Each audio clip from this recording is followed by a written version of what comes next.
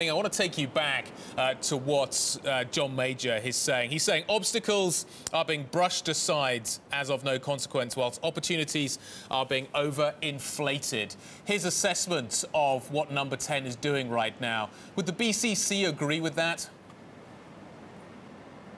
Well, I think businesses are by nature optimistic. They see periods of change and transition as opportunities to try new things. So what we see in business communities isn't quite that pessimistic. We see quite a lot of people getting on with business, some looking forward to the opportunities that change has to bring, and some rightly concerned about some of those changes and how it may affect their particular business models. So it's really a mixed picture out there.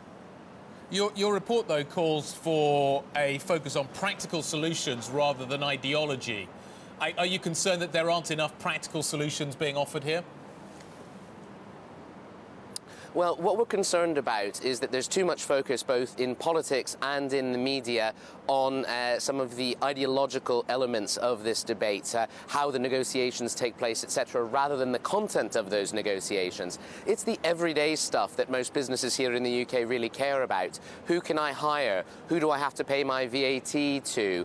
Can my goods actually reach their destination when they get to a customs on the other side of a border, etc.? These are the real sorts of everyday questions that we get asked in chambers of commerce up and down the country, and we think that needs to be the focus of these negotiations ahead. Adam, I wonder, when you were appointed Director General of the Chamber of Commerce just before the Brexit vote, you said that you wanted to represent your members from all nations.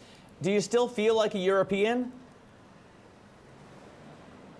Sorry, can you say that again? I didn't quite catch that.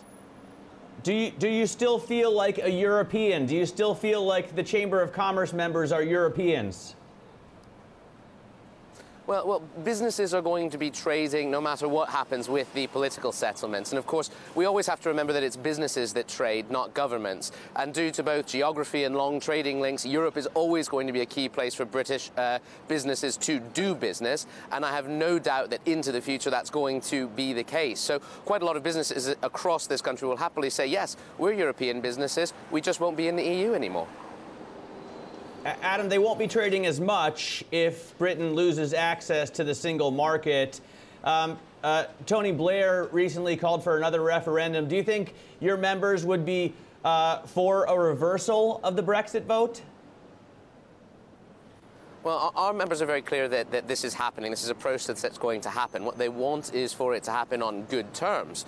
They want those practicalities of trade, customs, the labour market, taxation, future of regulation and product standards. Those are the sorts of things that they want addressed. And I think what their hope is that that transition can be accomplished without too much friction and relatively seamlessly. I don't think there's appetite for the additional uncertainty that more political ups and downs would bring. They simply want to see this brought to a logical conclusion.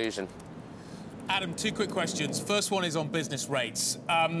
Is there a sense that the government is focusing too much on Brexit and not dealing with the details that actually affect businesses on a day-by-day basis? The rate story is one that has certainly affected many businesses, will affect many businesses. Is there too much focus on one side of the page rather than the other?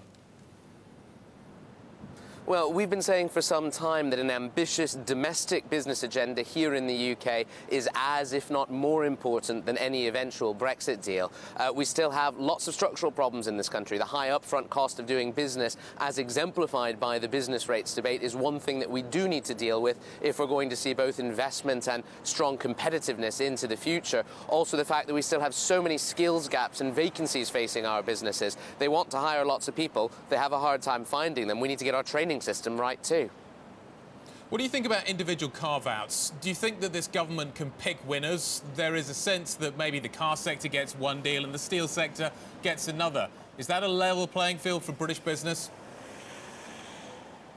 Well, we're not a sectoral-based organisation. In fact, we're a place-based organisation. We've got 52 chambers up and down the UK. And what they tell us all the time is they actually want a Brexit deal that focuses on the impact on places and on real-world businesses, not necessarily a sectoral deal. They want the broadest possible deal that gives them the most frictionless trade possible for the future with Europe. And indeed, they want an ambitious agenda with the rest of the world, because a lot of businesses out there are saying to us right now that with lower sterling and with the prospect of new trade deals, deals, they are looking at other markets too. So Europe's part of the story, and the rest of the world certainly rising on the horizon for many of those businesses as well.